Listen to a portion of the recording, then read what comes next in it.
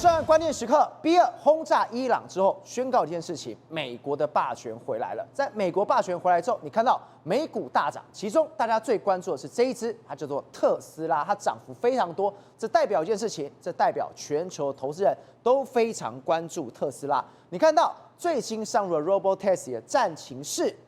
它有一个猫腻，这猫腻是什么？它跟美军的战情室基本上是一模一样的。过去美军用了10几架的 B2， 我们都知道是一个大杀器的一个情况，全球也才只有10几架，已经大杀四方了。但是未来 B21它将生产200多架，甚至它是一个无人机驾驶的情况，所以搞了半天，我们才知道，原来特斯拉根本就是美方次世代的军火商，尤其它在自驾，它的晶片、AI、卫星、能源，通通都是。所以特斯拉根本不是一个我们想象中的汽车公司，而是美国新世代的军工复合体。照美国一锤定音，以及美国股市的大涨，大家都不意外。但昨天看了股市的时候，你就会觉得有一件事情很奇怪，比如说，好，整个呢道琼指数上涨375点，我们讲标普呢0.94%，纳斯达克也上涨0.94%，但不对啊，台积电0.39%，Meta 2.37%，为什么就独只有 Tesla？暴涨9.54%，那很多人讲说啊，因为它是出了这个 Robotaxi， 哎，各位啊 ，Robotaxi 充其量哦，这个只是我们讲的所谓的自动驾驶系统，它影响到的是 Tesla， 但是你一个 Tesla 有可能让它爆冲跟别人差别幅度这么大，将近快要10%的幅度吗？当然不是，因为大家对它有不同的期望。你看到的是自动驾驶的计程车，但是呢，这些投资人不是傻子。为什么有一根旱地拔葱？他们看到的是什么？自动驾驶如果应用在方方面面的可能性，而其中最可怕的就是什么？军事武器。所以，如果美国的未来的国防以及它的战机，甚至它的潜艇，把这一套 Robotaxi 可以应用下去，因为套一句你刚才讲的，Elon Musk 曾经说过的话，未来怎么会有人在打造有人战斗机呢？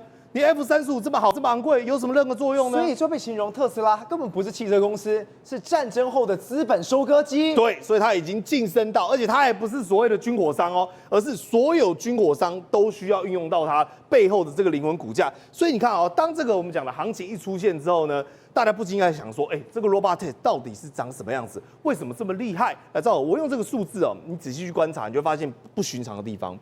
目前 Tesla 本益比是149倍。对。但是汽车福特只有9.3倍，这代表市场给它的期望值。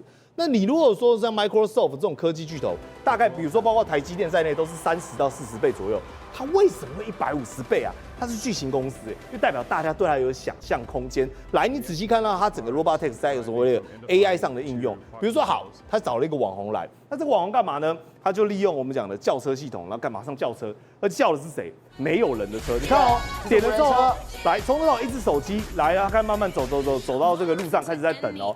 等了之后呢，来了一台车子，就这台车子根本没有人，它就自动坐到后驾座，然后关闭之后，你会发现它手机上的 App 呢，跟这台车子是完全联动的，而且它还在后面还可以再滑荧幕，可以滑它的平板，还可以再看影片，等于说跟你坐飞机一样享受。结果呢，它就把它送达到了它所需要的目的地。而兆恒，你有没有发现，从头到尾它操控的只有一只什么手机？对，它就用一只手机完成了这整个里程，而且呢，这个里程过程当中呢，没有任何的颠簸，甚至呢比搭飞机还要舒适。所以他就说，而且这是有安全化、个人化，等于说你可以提前设定你有什么样的要求啊，你冷气要冷一点啊，或者是你什么样的状况啊。所以你想想看，它已经可以完成到这样的地步。再第二件事情，廉价，你不要以为 cost down 这件事情没什么大不了。我们举一个例子好了 ，Waymo 也算是非常好的一个自驾系统，但它需要的是什么呢？29个 camera，OK，5个光达，6个雷达，还有一堆 sensor。所以呢，整个配备下来哦，光这样子这些感测器，它的自驾感测就要大概20万美元，将近20万美元，600万台币。对。但是你知道 Tesla 只要什么吗？9个 camera。哦，你想说宇轩还有吗？没有，我讲完了。就9个 camera， 对，其他的就是它的 AI 跟它自动的运算系统。对，那每一台车都嘛有 AI 跟运算系统，只要$37,000而已。换言之，换算起来，因为现在台币是持续在涨，大概100万出头台币。可怕这边来，你们看到赵尔，他会干嘛？看到大车对向迎来的时候，有没有？一般自驾系统它是傻傻，不是哦。你有看到方向盘在干嘛？它往右边转，它在闪。还躲车。像我们一般人遇到车子一样，他会开始去躲大车。对甚至还更离奇的哦，车子开，像我自己有常常用自驾，如果前面有车子哦，他第一时间他就先按刹车，动起来。但是 Tesla 的不是 ，Tesla 是为什么？来转弯过去，对不对？来到他会看到有一台车子挡在他的路口，你以为完蛋了，是啊。机被打动啊？不对，你有没有看到方向盘急转？它会变换车道，对，直接绕开，甚至还有更离奇的，它开到一半的时候，你仔细看它的这个车载荧幕哦，它会显示什么？你看前方是不是有那个在闪？对，它就说哦，前面可能有火车，或者是说呢有警察，它有办法，因为它是用视觉 AI 辨识的。所以他分得出来说，这个车子是一般民用车子，后面闪这种蓝红灯的呢，就是所谓的警察。那遇到警察的时候呢，我要先停下来看警察有没有要拦我，但里面没有人啊，那你要怎么个拦法呢？他已经贴心成这样，警察要不要拦都能侦测得到，就要等啊，不然我如果跑的话，警察对我开枪怎么办？所以他有办法辨识到警察，甚至什么到过了平交道的时候。火车，火车再过去哦。对，他用他的 camera 跟他的 AI 识别说，哦，现在是火车的时间，搞不好他会调动说，哦，火车经过的可能大概需要多久的时间，什么样的时刻表，然后等火车过去之后，他才缓缓的跟着一样过去。所以他们就讲哦，现在 Tesla 跟魔法一样，但有一个更可怕的魔法是什么？魔法就是你要有办法去骗到人家。你看哦，对向有一台车过来，他让道嘛，哦，因为这个狭道只有单行道。那个人还跟他讲，比个赞，然后跟他打个招呼。他说谢谢你让我，对，就是 thanks bro，yo bro，发现怎么里面没有人，惊到，大太空没人，他以为这是人在开的。你一般如果看到这种车子，你就想说，代表说他开的真的很好，好到跟很有人性化一样。但人性化啊，不免哦，你就是要犯点错。为什么？因为人就是会犯错。他做什么事情？当他今天你看他要左转的时候，有没有看到照了？对。结果你看他车子跑到哪里去？趴到了对向车道去，就趴到对向车道违规之后，后面有没有听到声音？叭叭，有人按他喇叭，然后他赶快回正。这不是一般的，我们讲的，一般人在开车的时候才会有这种状况吗？所以代表说他们当然，他现在说我们在研究说怎么样让这个特斯拉如何法规去符合法律啊，不要违规啊。但我觉得真正可怕在哪里？他已经像一个人了。好，那你想想看，他像一个人之后呢？这是他整个战情指挥中心 ，Tesla 把所有的大量的数据。跟他在路上测试到的资料全部汇整在这边，你看等于说他可以同时监控非常多台在整个市区里面研究说这些人路线，这里面也太细了，包括有一般的相关的图示，甚至什么他开车的这种第一视角，甚至呢相关的数字都在上面。对，他有包括他的后台资料，包括他的台前所 sensor 到的，包括他整个广泛战略型的地图，整个的区域范围之内，到底 Tesla 怎么跑的，全部都有。那照我就问一件很简单的问题哈。如果这用在坦克车上呢？如果这是用在我们讲小型无人潜舰上，对，如果这是用在自动机枪上呢？吓死人！所以你知道吗？为什么这就是 Tesla 为什么会暴涨的原因？因为大家已经发现到说，你对于拟人化以及所谓的自动驾驶化，我们刚刚看到是特斯拉，但现在你看到什么？这是美国的，基本上一模一样了。对啊，那你想想看，来各位，你再仔细想想看 ，Tesla 怎么做到这些自驾的？它自主的 AI 晶片有没有？有 Dojo 2最近都快要出来了。来，自动驾驶 FSD 它全球最领先。再来呢，储备能源，也就是所谓的我们讲战略电池，它也有。所以它也都最可怕的什么 Starlink 到 Starshield， 什么意思？星链。换言之，今天全球都在它的网络部署以及它的操控范围之内，甚至它有 Starship。所以你想想看，它如果把这些串联之后，你发现一件事情，搞错了嘛？你投资的不是汽车公司啊。是准军事公司啊，对，是最可怕的那边。而且你看哦，这还不是我们自己在讲的。美国之前国防部有一个 contract 出来，内部招标意向书，他说什么？导入无人载具进入到未来城市作战模拟系统。来，照这一句话非常含金量很大。第一个，代表载具要无人。对，比如说我 B21是不是可以全部无人化？对，我的 F16可以无人化。再来，作战系统代表我地表内的所有整个战情指挥中心，搞不好都不需要人。全部都可以用，你看到现在这一堆人，对不对？他到时候只要留几个人监控就好了，就确保 AI 不要出乱子就好了。所以他们讲 Tesla 的 Robot Test 一上线之后，大家根本想到说那就是 FSD 自动驾驶的战场版，所以全部都无人系统啊。特斯拉根本就是一个新的所谓的军工复合体。对，那你这时候再对照 B2， 我们都讲说 B2 我们讲的非常的神勇，但是你看哦，它的 C4 ISR 里面，也就是它的指挥中控中心、它的大脑中心里面，需要这么多的人呢。有人要与此同时，可能整个战情是几十个人才能完成一次轰炸的任务，才能完成一次完美的轰炸行动。但如果未来整个 B21全方面的都是使用 AI 化，而且再来哦 ，B21未来要做几架？200架，它的成本只要 B2 的多少？20%。那你想想看，如果它在全面的无人化，相关的人力都可以精简，那赵和，我跟你讲我可以很高概率的直接判断，它一定是要往人化发展。所以这边都是无人化的。对啊，不然你想想看哦，这样发射飞弹跟飞行都是无人化的。来，我跟你讲为什么我会这样讲。第一个现在 B2 每年招募的飞行员，你知道多少个吗？才10个人。对。那我们上一节是不是讲过，连气死都不能吃？对。里面的控管非常严格。那训练包括266小时的学术，以及30场考试46次模拟器跟10次飞行。那我就请问，200架次你至少需要500个飞行员以上，甚至上看到1000，因为你还要轮替，人哪里找？怎么可能训练得来？但是呢，如果通过 AI 的话，这些东西全部都可以改变掉。而你看美军现在也慢慢有那个态势出来。B2 有没有讲？原本是说21架。但是呢，逐渐近年来呢，回损在2到3架左右，包括最近一次有一艘在2022年所谓的夏威夷幽灵号一样发生事故，后来封锁之后呢，也禁飞，就最后面呢，他干脆跟你讲说，我就不维修了，什么意思？美国空军现在讲 B2 太贵，第一个我维修完了，可能都已经牛年马月，再隔了5年4年之久，对不对？那你看曾经发生过华盛顿幽灵号，对，2011年的时候这个情况。他为了这件事，他花了1.05亿美元啊！你花钱了，结果3年时间才把它修好。对啊，等到民国几年？哎呀，会用花旗啊，对不对？而且剩下没几架。对。那与此同时，我干脆是不是拿这些钱维修的经费，再去多造一下 B21？因为我刚才讲过，B21它只要它的2成价格，对，而且性能全部都最新的。那你说宇轩为什么 B21比较便宜？因为当然啊，因为现在的军工产业跟过去的军工产业大不相同，现在很多自动化已经把所有的成本都 cost down， 而且搭载的晶片，因为以前是用那种传统那种勾炸，它砍吧的可以点到，我还要去做升级。我现在不用，我现在全部都把最新的 AI 全部都直接装上去。所以对他们来讲，未来如果 B21真的服役的时候，现在只是试飞在2023年的时候，那你想，若2026、2027、2028这些 B21大军真的上线，届时会不会把 Robotex 这一套技术 FSD 真的应用在上？而那个时候真的会震撼全世界。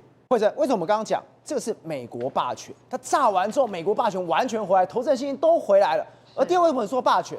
他所有事情都准备得好好。当今天去打伊朗的时候，伊朗直接说：“我把荷姆兹海峡我封了。”封了之后，我想说，你美国的这些相关的产业你完蛋了。后来发现完全没有，股市完全没有受到影响，对，反而是中国3桶油惨爆了。是，今天连台股都涨哦，站回22000点，所以你就知道，真的这一场的本来大家会认为说是大场面要来，没有想到伊朗异常的反应比较软弱，让人家觉得说看起来应该没有这一回事。那另外一个状况就是，这一次重伤的人是谁？竟然是中国，你知道吧？现在呢，这个他们讲到说啊，这个目前为止包括被那个美国B2这个轰炸的受损的地方，还有伊朗目前为止战火频传的这些地方，主要受害的都是中国啊。我们有特别强调，它有4000亿美元的投资在这边，也因此中国苦心经营的一带一路有可能面临到史上最大的一个风险哦。什么样风险？就是说是不是可能会断裂？哪一个部分断裂？就是能源的部分哦。所以呢，我们就之前在讲嘛，那个伊朗马上就说，哎呀，我们要封锁荷姆兹海峡，就后来第一个就说不要人是谁？竟然是中国，直接说呼吁国际社会推动这个冲突降级啊，防止对全球经济的发展产生重大的伤害啊。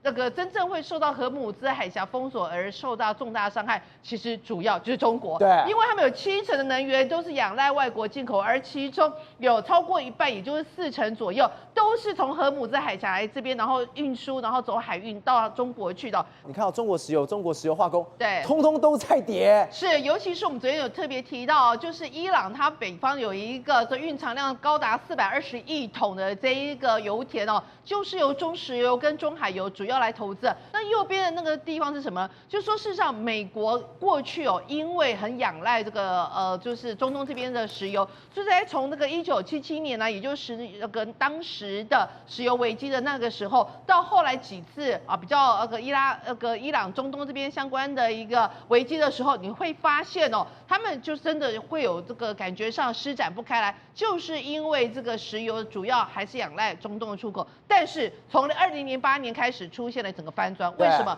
因为这个部分他们有一个新的一个能源的方法，就是用裂解的方式，把藏在这个页岩油底下里面的天然气还有页岩油这个部分给弄出来。所以呢，美国从2008年开始，它逐渐的在它的开采的页岩油这个部分，让美国自己在能源上不仅自给自足，甚至还可以出口。这也是为什么我们连台湾中国石油，我们的中油公司都向美国这边买天然气。所以美国早就准备好几十年了。是，我要打伊朗，我早就有独家技术，我哪怕你啊？是，我起码能源没有再被你掐住脖子了。所以在这种情况之下，我施展开来，我打你就没有在那一边敢这样好像有点捉襟见肘或者是卡脖子的情况。那再来呢，就提到什么？现在大家都在讲啊，那个我们现在录影的当下，好像本来是说要停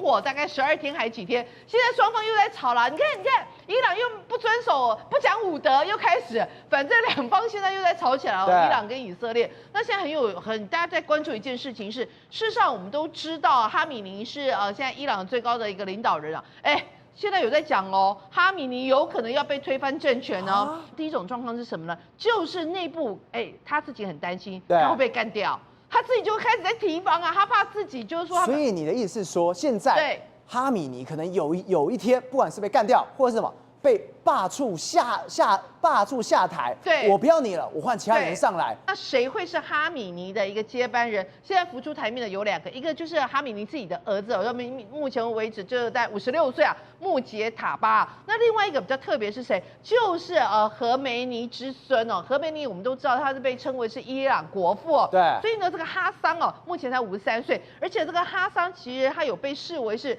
某一种程度来讲，虽然他是比较改革派，也比较就是友善的，不管是和平转移或者是暗杀一个状况，这代表什么？就是哈米尼自己的很危险嘛，政权危险不安嘛，所以他对他自己也很害怕。纽约时报报道有3名伊朗的官员匿名的说法，说现在哈米尼这个高度戒备担心会被暗杀所以他所有的一个通联的方式，还有接触的方式，仅透过可信赖的助理跟军方高层来接触。你说以前什么不管 BB 扣或手机我都不要了。我用最原始的方法，我叫心腹帮我去传话，因为我很怕我有一天我会被人家卖掉。你忘了上次这个一个 BB 扣什么炸掉，不知道多少人都出大事了，出大事。所以我跟你讲，你有没有看到他是说透过可信赖的助手与军方高层联系？换句话说，他担心军方会那个叛变，所以你就知道，就是说现在这一场战役下来不仅是美国这个成功的让看出来谁是老大，第二个情况也看到哈米尼不仅自己本身高龄86岁的虚弱，还有他可能已经没有办法掌控整个伊朗的一个政治的核心哦。那再来，他们就在讲到说，在这个敏感的一个情况之下，自己性命都要割的那个里头气呀，自己要够性命，怎么可能再来去，比如说对美国产生多么厉害的报复，或者是这样去打以色列？所以现在他们只能怎样？梗图作战出来了，梗图作战，对，我在现实的世界里面没有办法，真的是攻击美国，但没有关系，我们的资讯相关的封锁，我就用梗图，我就用这个内部的讯息的方式，就来告诉我自己，伊朗里面的人就说什么，你看有没有看到那个梗图是什么？烧毁武器，这个美国的国旗啊，对。他烧毁美国国家说，我们没有伤害任何人，我们不会接受任何人在任何情况下的骚扰，我们不会屈服于任何人的骚扰，这就是伊朗民族的逻辑。就是怎么讲？他自己特别。那你哈米尼人呢？不跟他讲所以用这个梗图，而且他烧毁这个大概比我们昨天不是笑吗？就说一个骷髅头，结果后来它上面是弄那个以色列的国旗，以色列的那个就是大卫之星的那个旗帜，根本不敢放到那个美国的国旗这一次比较大胆他烧的是美国国旗，但是你还是要用梗图嘛。然后呢，这个相关的通讯软体这 Telegram 很多的这个通讯社、学生的通讯社都在讲说打倒美国去死，义和团但是真正军方立马打一个飞弹来看看，结果他们真的打了飞弹，打了14颗那个卡达的说是美国的相关的基地，但13颗呢都被拦截下来，唯一的那一颗呢，美国没有鸟它，因为什么？因为你降落在不重要的地方，所以嘛，而且据说他在这个射飞弹之前前还先预告跟美国预告一下，哎，我要打了，我要打那边哦，就是大家都讲说你这个其实从头到尾就演一出戏，演给谁看？演给你们自己的伊朗人民看。那这个《金融时报》就报道，哈米尼不会与美国大战，以避免伊朗遭受更大的破坏。我觉得这个所谓的以避免伊朗遭到更大的破坏，应该是要把它改成以避免自己的政权被美国给推翻。对，这才是真心话嘛。校长，我们这样看完这一次，我刚刚讲 B2飞了出去，炸弹丢了下来，打完之后，中美的霸权也因为丢完，胜负都分出来了吗？这里让人家开始怀疑，到底中国的这个霸权策略里面能不能应付得了美国的这些阵仗哈？那么其实我们看第一个军事上你看那个重点是精准打击，而且还有是远程它是远程打击，还有精准打击。对，精准打击的话，它还有一个先决条件，就是它的战斗机、轰炸机没有被防御系统侦测出来，所以光这个地方的话，隐形的那个技术要很到位。对，所以这个光是这个的话，中国、俄国都想跟上来，隐形然后让地面的防卫系统侦测不到，所以军事上的行动已经拉到什么技术这个领域，高新技术、尖端技术。然后呢，侦测没有被侦测，然后可以自己来去自如嘛，然后呢，对定点打击，你看他这一次用的美国跟以色列都在展现最新的技术如何应用于军事行动。对，那中国这边也想在这方面跟上来，可是现在看出来一个新的问题。我们现在看华为现在推出来那个折叠笔电，这个折叠笔电呢，它表面上宣称7奈米还是5奈米，但是其实发现不是，人家拆开以后发现里面的晶片其实是2023年那个时候中芯的那个旧的晶片。还有一个更关键的，美国出手了，就是什么？就是 IC 设计用的整个软体架构，那个叫 EDA， 那个很重要，没有那个你没有办法设计新的晶片，你没有办法设计，就更不要谈制造。美国那个已经把它限制掉了。我们刚刚讲那么多，光是特斯拉无人的计程车能够做这么多的事情，然后未来是用在军事上面，就这次我什么都没有给你。中国有一个优势，它有很多人才，包括那个 AI， 从 AI 设计到现在那个人工智慧 AI 的人才很多，所以他们如果拿出他们的人才的话，在 AI 领域本来还有一搏的机会，但是如果落实到要用晶片，要用高阶晶片等等来执行一些任务的话，指令的话，现在出问题。像是这个无人驾驶的那个汽车啦、飞机啦、舰艇啦这些东西的话，需要大量的那个软件，对，也不只是硬体。所以这些方面你看中美两国的对抗，从技术上已经从硬体的晶片已经移到软件这个部分、软体这个部分。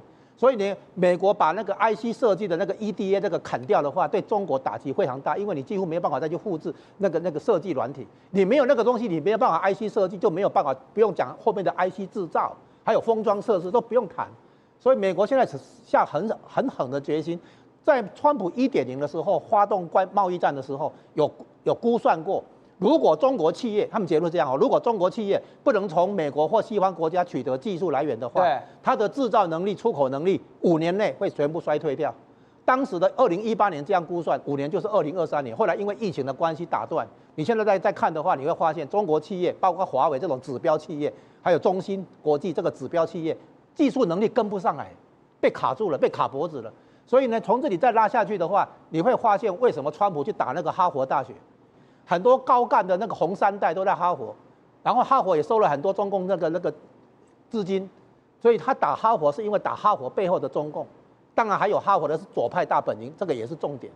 所以这次中美霸权，不管是能源、科技，完全人才，对，因为完全碾压了。对，因为美国发现如果继续帮中国培养高阶人才的话，那中国还可以存活一阵子。现在只能说你只能靠已经培养的回国的人才。那从现在起的话，美国的那个学生签证不再会发给中国这边的话，那中国的技术发展能力将来会受到限制。现在短期内是用已经培养的人才回国去归国学人这种。那可是呢，美国完全注意到军事实力的较量背后是技术，技术不止晶片，还包括通讯，对不对？对。然后包括人脸辨识的那些东西，然后技术的前面是什么？高阶人才培养。所以美国现在抓到要害。不再帮中国培养高阶人才，中国的人才只能用已经培养的，用完就没了，后面就没有了。所以这样的话，你会看出来中美霸权对抗的结果，长期来看对中共来讲很不利，因为它的自主创新能力没有出来，就跟美国杠上了。那自主创新能力要出来，习近平一直讲啊，要自力更生，要自主创新能力，为什么没有出来？因为他没有办法去保护创新的产权那个成果，对，所以他没有那个普世价值那一套，没有法治那一套。我创新的结果，成果会被收割，我干嘛创新？所以最根本的地方，他没有个人自由，没有尊重个人自由，没有保护创新的成果，所以到最后只能窃取到一个程度以后或者并购，那这些都被砍下来。所以最后的结果，中国的技术能力会被美国甩好几条街。瑞德，我们刚刚讲中美霸权，感觉在这一次已经分出了一个胜负。而现在什么，在胜负完之后，全世界都知道要选边站，谁知道谁是朵癌？殊不知中国内部也选边站了。你看到这个哦，这是不满中国人哦，不满公职落榜，竟然有中国人带着大量文件，我来投奔自由了，我来把资料我都给你了。对，没错。那么这是一个非常离谱的间谍案，离谱死了！因为他去报考中国的国家考试，那么他落榜了，那他不甘心自己落榜，非常的生气，生气到后来无以复加地步，他想到一个办法。他要当 spy 啊？为什么？他就直接把中国相关的大使馆里面的这个相关的国家机密呢，就源源不断给了外国。但这个外国呢，到底是哪个国家？是美国？是英国？没有特别写得清楚。但是呢，他就直接给了。因为根据中国国家安全部给那个发新闻稿里面呢，这个姓向的这个男子呢，显然。他那么是中国派驻在国外大使馆里面的劳务派遣人员，他很可能是想要去考试我在想，他因为是劳务派遣人员是比较基层的嘛，他是不是想要考外交官有可能是不是要考外交官都把自己拉高到层级更高？那因为他又一直派驻在国外嘛，他有这个管道拿到外交相关的机密文件。对，不过那个机密文件的等级可能不会非常的高，你知道为什么他被破获吗？他本来不会被破获，因为呢，他其实跟对岸这个国家呢已经接洽上了，还把一些机密的文件呢已经给了，也拿了钱了，本来是不会被破获，而且呢，本来也不会有被逮捕的风险。那是因为这个国家的情报部门呢太贪心，那么鼓励他继续参加考试，你知道吗？鼓励他们，不好意思。这个是无间道的剧情这个等于说你当 spy 的，对不对？投靠我的嘛。但是你的层级就是你是劳务派遣人员，所以你能够得到的情报可能是中下阶层的。我鼓励你去，那么报考，搞不好还出钱让他去补习嘞。鼓励你继续回中国去报考，我在想是外交官，所以呢，继续报考了以后，少恒，你有没有想过？他如果考上外交官了以后，是不是就可以派驻在国外去了？对，他是不是可以拿到更高阶？那么对这个国家来讲，你的情报的资料是不是更有价值对，就因为这样，所以他回中国去报考了。回中国报考的过程当中，后来有举报。那么你也不要忘记一件事，既然你会你会成为别人的针，那有可能人家也在这个敌国的相关的这个情报部门呢，也有安插他的线嘛。所以你有针必定有线嘛，所以呢，那么他也被这个等于说检举了以后，他回国去考试的过程当中，直接啪就被逮捕了，对，就被抓起来了。那到底已经提供了多少件？这个没有进一步的这个等于说这个详细的透露。不过中共已经承认，他确实已经提供了部分的文件跟机密文件给对方了。这个新闻稿里面看到这是国家安全部，他怎么形容他？他把他骂得非常惨。没错，他说好，因为这个人他报考了某国家行政机关未被录用而心怀不满，来喽，为证明自己的过人能力，盲目自大、追求刺激的心理驱使下，然后呢还把自己的这个资料当作投名状，他把他讲的跟什么一样不好意思如果呢他像你讲的这样子那么只是为了个人的这个虚名只是为了个人的这个等于说那么不正常的这个心态。请问你为什么他可以源源不断把你外交官里面的这个机密资料就给对方对，所以表示你这中共自己本身在掌控这个相关外交机密里面呢是有问题的。那么中共不肯透露，但是他显然这位张姓女子呢，这位张姓女间谍，她进入的这个部会呢，显然也是蛮大的，而且她的资历呢来的也是蛮高的。为什么呢？因为呢本来都不会发现她。只是被栽在被招在一条这个等于说胶带上面，为什么呢？他直接用录音笔然后呢用录音笔用胶带直接贴在那么这个相关开会的椅子的上面哦。对。然后呢源源不断，他趁每次在上班的时候，还是进出的时候，还是同事不注意的时候呢，源源不断的用这样的方式录音带我不进入这个会场嘛，对，那录音笔就直接录。我告诉各位，那不就表示你中共是非常情报这个反情报工作做得很烂吗？还有这么厉害？你连你开会现场都没有稍微检查一下吗？对，因为过去我们过去台湾的司法单位的这个记者室，还曾经有人发现竟然有情治单位啊，把这个相关的录音设备小老鼠窃听器啊，装在记者的那个椅子的下面，后来也是嘣掉下来，然后被发现嘛。所以这次一模一样，一模一样。它的胶带没有粘好，掉下来了。小老鼠因为它是无线电波发射，所以表示在偷听的人一定在附近，你知道吗？一定是情治单位的，有能力进到这个地方来嘛。那来了，录音笔。他已经不知道录了多少了，你知道后来查出来他传送了多少资料机密？我怀疑是给美国的。为什么？你知道他传送了多少笔吗？多少笔？也不多啦，总共30万笔。30万笔，30万笔，也就是这位张姓女子在潜伏在你这里的过程当中，把30万笔的资料借由录音笔把它录下来，源源不断。那你说现在不是都用网络干什么吗？对，你知道他多厉害？他在那个相关的这个电脑干什么，也是一个好咖，他已经是骇客级的。中共一直抓不到他，中共知道有人在泄密，中共知道有人在利用这个相关的这个等于说网络在传，对不对？但是没有人抓到他，为什么？因为他是高手，让他抓不出来。要不是因为那天在开会的时候，突然间，啪，椅子下面有东西掉下来，所以就往下面一看，一支录音笔。从那个地方才寻剑去把它给抓出来的，所以你也知道嘛。不过，其实我觉得最过分的是，那么美国 CIA 最近的征才广告，他们发布了2则征才广告，是真的是过分中的过分，比1999年用立中战机去炸中国大使馆还要过分。为什么呢？因为他竟然在那个相关的征才广告里面直接锁定第一个。刚刚说的那个，你对中国不满吗？对啊，你是基层的公务人员吗？你有什么不满？你可以透过这个来当我们的 spy。另外一个则是锁定中共的高阶的干部，如果你跟他上面就直接一数就够了。那么现在中共的这个高阶干部呢，一个抓过一个，那么双规啦，然后呢被这双开了越来越多的情况之下呢，欢迎你加入我们的怀抱，用这种方式来吸收中共的间谍。玉凤，我们刚刚特别提到哦，现在中国的间谍也太夸张了吧！一支笔30万笔，通通都给出去。但现在对于中国内部来讲，天灾就算了，天灾已经够危险，后来才发现，这根本是豆腐渣工程了吧？我们先来看一下，这个是在贵州的一个奇迹工程啊。它在盖成的时候，大家觉得说，哇，这个跨度超过200公尺，也太神奇了吧？结果呢，一场大雨之后，它崩了之后呢，还有一个大哥坐在驾驶座上面。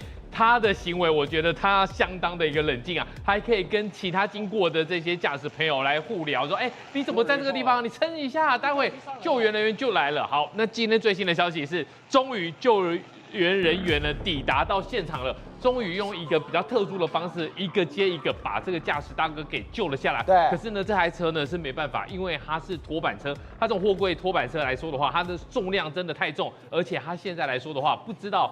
这个桥面什么时候还会断裂？所以呢，人救回来就好了，车子恐怕还是只能卡在这个地方。好，那很多人就想说，如果这么危险的话，那为什么这个地方要盖一个这么大的一个跨度的一个桥？其实过去来讲的话，在贵州常常出现很多基建狂魔啊，那个时候是一个奇迹建筑，说这个下龙高速千秋大桥，就是我们刚才讲的这个大桥。对，这个大桥它的最大的跨度，我们刚才不是有讲吗？最大的跨度在这一段有220米。220米代表什么意思？代表你100米赛跑，你要跑2趟，还有一个缓冲区。那你在220米中间呢，竟然都是悬空的，你只能用这一种桥墩子把它给撑住。那桥墩最高是多少？135公尺。当时很多人就觉得说这个太厉害了，贵州基建太强了，有办法把这个东西给做起来。可是呢，当你狂风暴雨，然后土石流之后呢，果然就歪斜了。那大家就在讨论说，那到底贵州有没有需要盖这么多跨度的大桥，盖这么多的一个高速铁路？明明很多的县市都没有人啊，你盖那么多桥要干嘛？原来他盖这些基建、盖这些桥是有特殊目的的，为什么呢？因为你看哦，这个黄色的是什么？是它的总债务。对。然后呢，绿色的是 GDP， 代表什么意思？代表说你贵州省书记，你必须要把你的 GDP 给冲上去的时候呢，你只有一条路，用债务来带动，一直发债，一直发债。所以呢，你看哦，很多人在说，哎，你这个是不是搞错了？我告诉你，大家一般来讲是什么？比较高的是 GDP， 下面呢应该是债务，可是没有啊。你看贵州它一路走来哦，从这个从1万亿元到1.5万亿元到2.5万亿元到3万亿元，一路是怎么样冲上来的？发债，然后呢拉高 GDP， 再发债，再拉高 GDP。所以呢，你看哦，现在来说的话，它除了刚刚我们讲的那个大桥的话，现在还打算要再盖一个世界第一大桥。又要再盖大桥，你刚才前面那个跨度这么大，而且今年6月就要通车。对啊，到底怎么办呢？其实我们来讲，贵州为什么会发生这个事情？贵州最近有一个新闻，这个新闻其实非常的反直觉。2025年的贵州持续发债，而且他告诉大家哦，这个棚改专项地方债哦，超额认购2.78倍，什么意思？我要发1万，结果呢有将近3万要来跟我抢。代表什么？代表说贵州的信用非常好，然后呢，大家都来抢。可是你觉得这有可能吗？这个是有点猫腻的。为什么一定要把这些利好消息一直告诉大家？因为他们现在有一个很特别的一个方式，就是一个债务闭环管理。什么意思？我呢先来做这个什么改建类的债券，什么意思？我们来讲一下什么叫棚改债。棚改呢，其实就是所谓的一些违建户，你都没有一些高楼大厦，你就用棚子搭了一个棚子，你就住在里面，那非常的危险。所以呢，我要先怎么样？要去发债，发完债呢，我就可以拆这个围楼。拆了这个围楼的话，我是不是就可以做一些基础建设？那你做基础建设的话，那是不是就有发包工程 ，GDP 就会起来啦。GDP 起来之后呢，我是不是就可以盖好了？盖好了之后呢，你看是不是又有人来住进来？那我是不是经济又拉起来？那拉起来之后呢，没关系。如果下一次的金融危机出现的时候呢，我继续叫投资人来买地方债，就是我们刚才讲的棚改债。然后呢，你这样子一直不停的弄，变成一个无限循环，就无限循环。可是呢，你要想无限循环，如果在经济好的时候，这走不走得通？走得通。对。可是你现在讲一件事情，就是目前是经济下行，当经济下行不好的时候呢，大概这些债务都没有人要收。宏观取材，厘清真相，犀利精准，深入剖析，时刻掌握关键新闻时事，不漏接。老时段，新气象，我是钟浩和，关键时刻2.0全新出击。